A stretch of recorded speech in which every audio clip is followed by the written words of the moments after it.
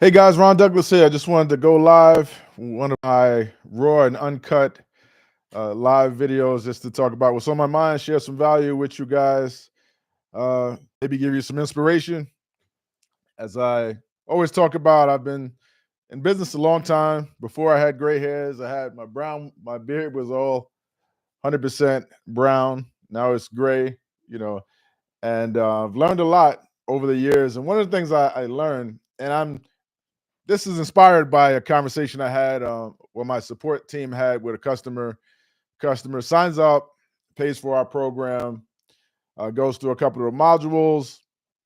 Part of the program is, we enable you an opportunity to build your own list, optionally, which but I recommend, or not, right?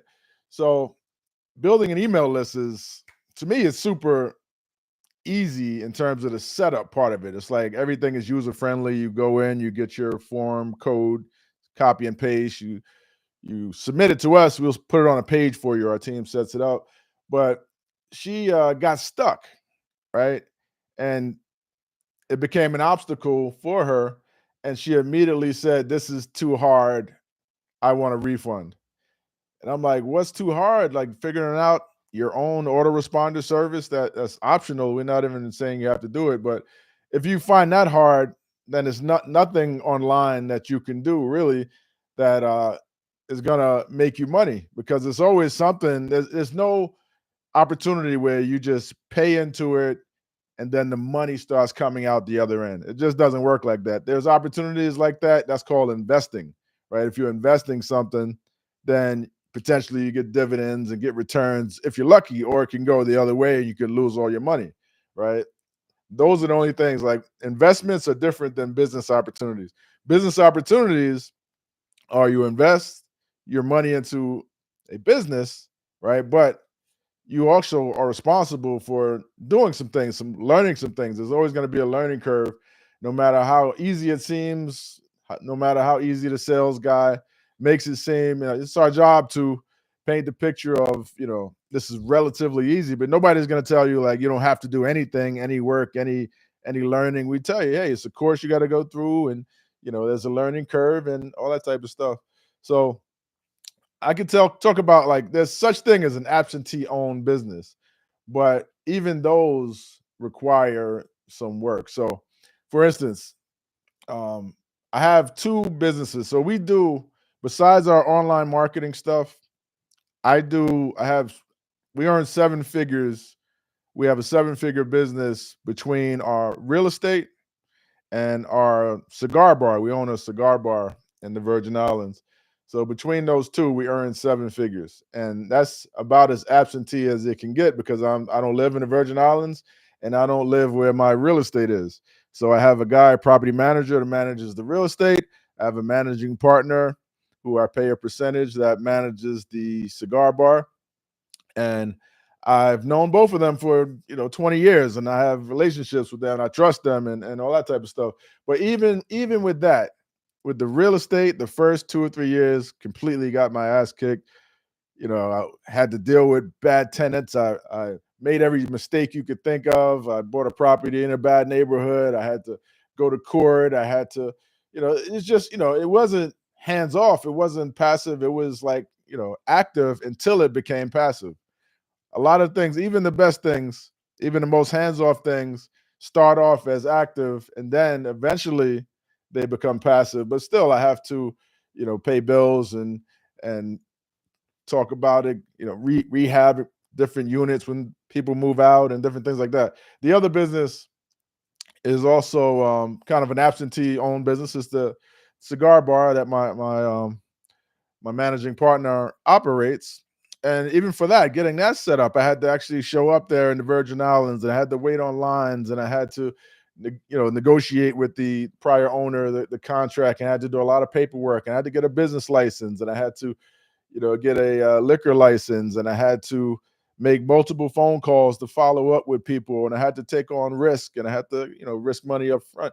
So it by no means was it easy. So the universe doesn't make things easy. It has a way of making you earn the rewards, right? And then we wouldn't appreciate it anyway if we didn't earn it, right? So it's the same thing with business. So I always laugh with, people coming in and they take a few things I might say in my presentation and be like, okay, so people will pay you all day long to take the responsibility off of them. People will pay you good money to be responsible for fixing their money problems.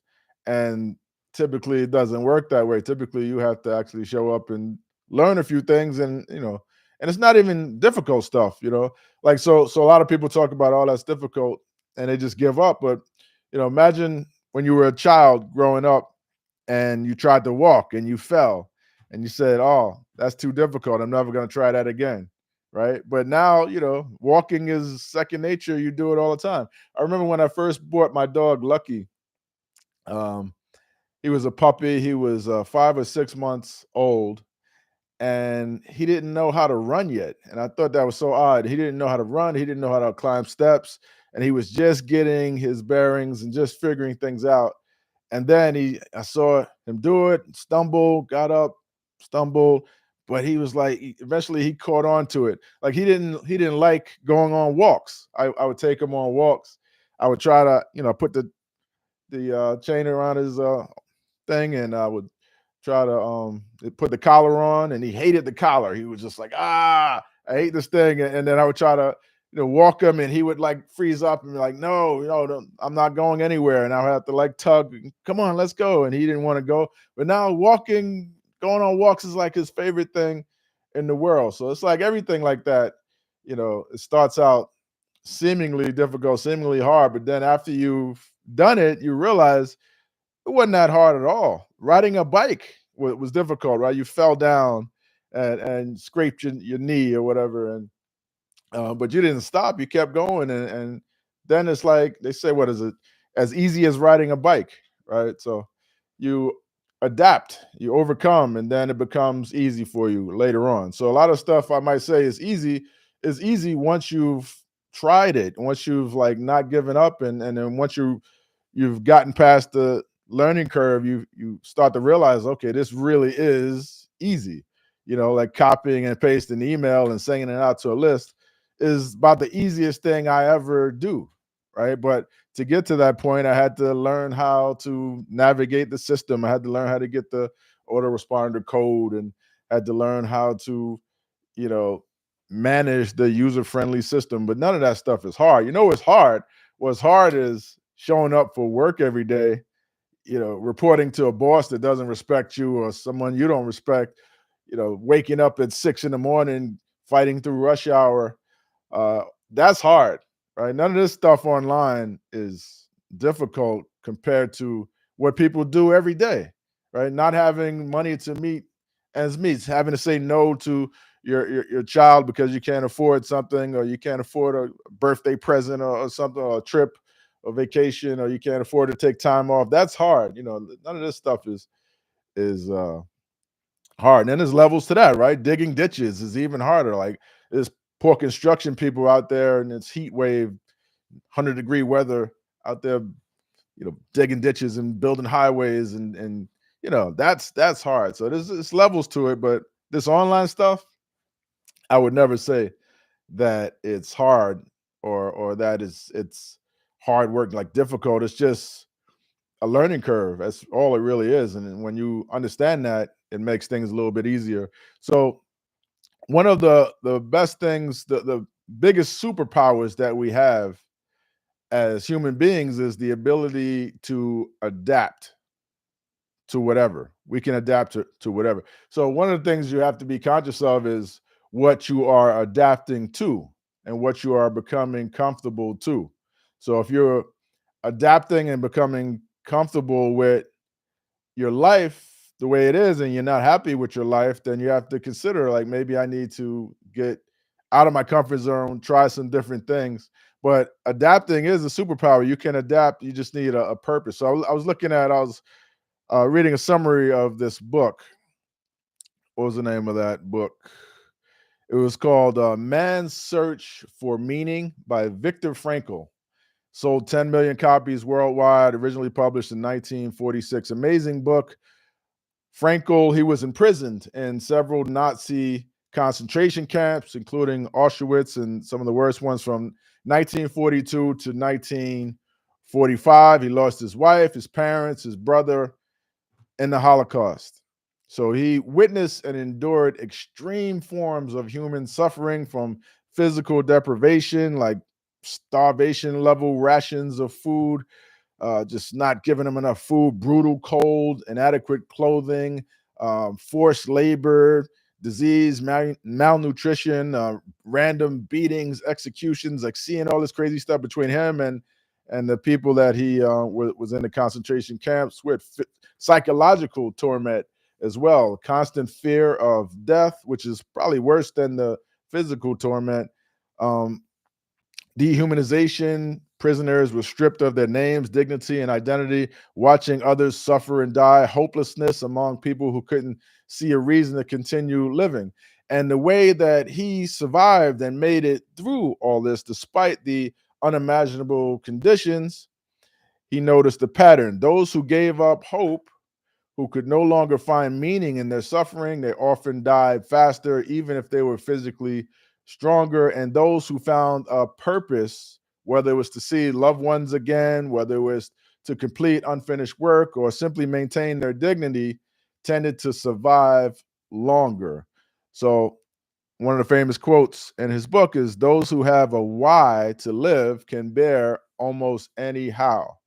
Right? So, amazing, inspiring book. And two things I take from that is, like, we can adapt to anything if we have a reason why. So if you're looking at your life and you're, miserable, but you're still doing the same things, and it's because you have a reason why. Like, maybe you're doing this to pay your bills, you want to keep a roof over your head. Maybe you're doing this to uh, have money for your kids or whatever it is, but you're finding a reason to get up every day and do what you do. So you have to kind of shift that, right? If you're not happy with your life, you have to find a reason to adapt and do the things necessary to change, right? To adapt to these changes, to adapt to these obstacles that are required to be overcome to get to another level, to change your life. And most people have to hit rock bottom to have a real feeling of, this is, I have no choice. This is what I have to do. Right. So it takes a real entrepreneurial spirit and a real motivated person to do it without having to hit rock bottom, to do it when they're comfortable. You have a job, you're getting a paycheck, but you want a better life. So you don't necessarily have to figure this online business stuff out, or figure this entrepreneurial stuff out, or seize these different opportunities, or get out of your comfort zone and do these things. You don't necessarily have to, but you do it because you want to, because the thought of being in a better position, improving your life, becomes that motivation, becomes your why, right? So it's like a mindset shift that takes place. So most people can only do it when they hit rock bottom, when they don't have a choice, when they feel like they don't have a choice. You can do amazing things when you don't have a choice. But when you do have a choice, when you're comfortable in your everyday lifestyle, it takes a strong mind to be able to say, you know, I'm comfortable doing that. I've adapted to that, but I'm not happy with that. I want something better, right? And then, when someone comes to me and they're like, I couldn't figure out my autoresponder, I couldn't figure out how to get a code, like copy and paste. I know that they haven't hit rock bottom. They're comfortable in what they're doing, and they're not serious really about changing, about making more money, about doing the things necessary to get to the next level, because you're comfortable, because you don't have to, right? That's not something that someone says when they know they have to make a change, right? And then you could look at one of the things that, when you want to make a change, is one of the things that motivates me. When I was getting started in 2001, I would find people that were doing exciting things that I wanted to do. It was like proof of concept for me. I would see them doing it, like, oh man, this guy's doing it. If he can do it, I can do it too. So there's countless examples of people making money online, people whether it be their product or affiliate products or whatever it might be. There's constant examples of that, and that's what you need to look at to be inspired to say this thing is really possible. So I have a course teaching high ticket affiliate marketing, and I show screenshots and I show examples of people that have done it, and but it's not just me. It's like you can do your research and figure out affiliate marketing is a huge industry, and it has been since the early 2000s. Like Amazon invented the affiliate program, right? And people have made scores of money with them, and they don't even pay out a lot, right? ClickBank is multi-billion dollars in sales over the years as an affiliate network. JV Zoo, I know the founders of that. They well over a couple $1 billion in sales through there. So affiliate marketing is a thing. People buy stuff all the time, and people pay for expertise all the time. The same way that if you're a customer of mine, probably 80% of the time, you're likely to have been referred by someone else who received a commission for you joining our program. That's kind of how it works, and that person gets paid. So what makes that person different or better than you? They've just taken the time to figure it out. They've just put some time in to build an audience or whatever it took for them to you know get that opportunity in front of you. The other thing I will say is the more you do things consistently, uh, the better you get, the easier it becomes for you, right? I was talking to someone. I was just at an event last night. I'm actually going there for a black tie gala tonight. My buddy Lamar Tyler, and we were talking about how people. So you could run traffic if people don't know you.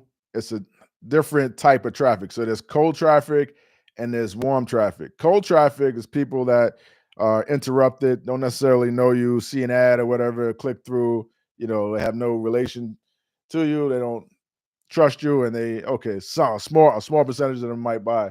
But warm traffic is more like they've seen you online. Maybe they're in your group, maybe they've seen a YouTube video, maybe they've seen your Facebook page, maybe they've seen your Facebook profile, maybe or that somebody that somebody that they know recommended you, right? That's warm traffic, right? So the greatest skill we have as online marketers is to turn cold traffic into warm traffic, right? Is to let people get to know you. So one of the things I recommended to this one lady, she had a webinar and she's promoting it, and she was running cold traffic, and she also had some warm traffic. So the people that knew her obviously bought more of her product than the people that didn't, right? So I told her, like, listen, when you run these ads and you get people to register for your webinar, you want to let them get to know you even before the webinar, right? You want to let them get to know you, let them see your group, let them see your page, let them see some type of content, give them value,